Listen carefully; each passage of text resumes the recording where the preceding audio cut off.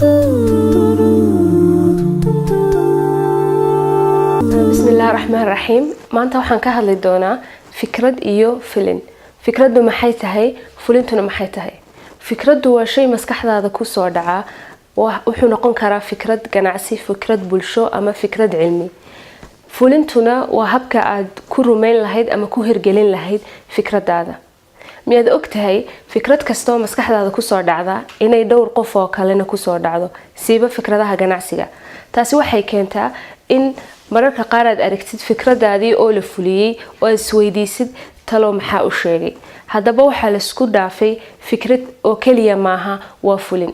fulintuna waxaan idinka siinayaa 3 qodob oo haddii aad raacdid باذن الله تعالى ku fududeynaya inaad fikradaada fulisid. marka koowaad fikradaada qor. fikradaadan intay maskaxdaada ku jirto ma rumoobayso. waxa fiican inaad qalin iyo waraaq soo qaadid, intaad dejisid aad qoraal ka dhigtid. marka labaad fikradaada wadaag. siiba haday tahay fikrad ganacsi, ganacsigu ama fikradda ganacsigu waa waxa doonaysid inaad iib geysid ama inaad dadka ka dhaadhicisid.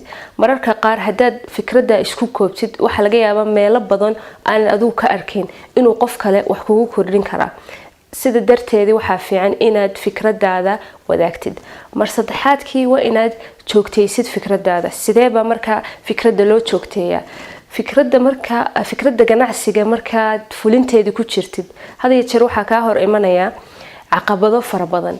marka waxaa la joogteenayaa waa samirka iyo dadaalka.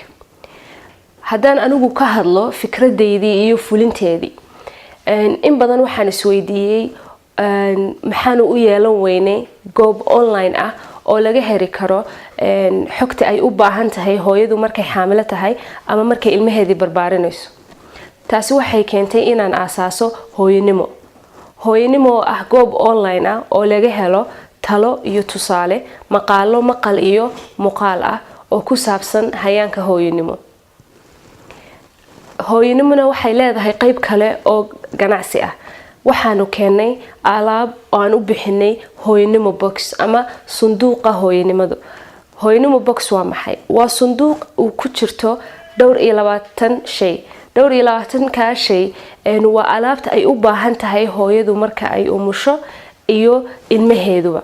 alaabtaas waxay anfacaysaa ilmaha ilaa sanad ama 2 sano. waxaan isku daynay alaabta inaan ka dhigno alaab tayo leh ama alaab sumad caalami ah leh si aan kor u kicino tayadeedii. alaabtan had iyo jeer waxa ku dhacda hooyada markay uurka leedahay, siiba markay ku jirto bilaha ugu dambeeya, waxa ku adkaata inay suuqa tagto oo alaabta meel kala duwan inay ka keento. alaabtii oo dhan waxaan isugu keenay meel kaliya oo boxkaasi ah. mararka qaar xitaa waxa ku adkaata hooyadu inay suuqa u baxdo. waxaanu sameynay wax la yiraahdo free delivery. alaabtaas halka ay hooyadu joogto ayaan ugu geynaa, waliba anagoo aan wax lacaga saaraynin.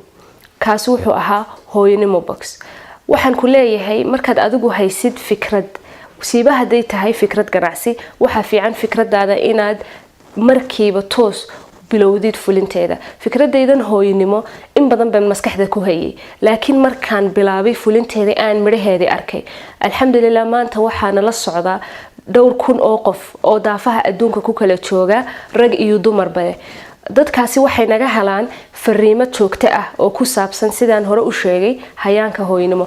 fariimahaas haddaba yaa diyaariya? waxaa diyaariya dad ku takhasusay barbaarinta caruurta ama caafimaadka.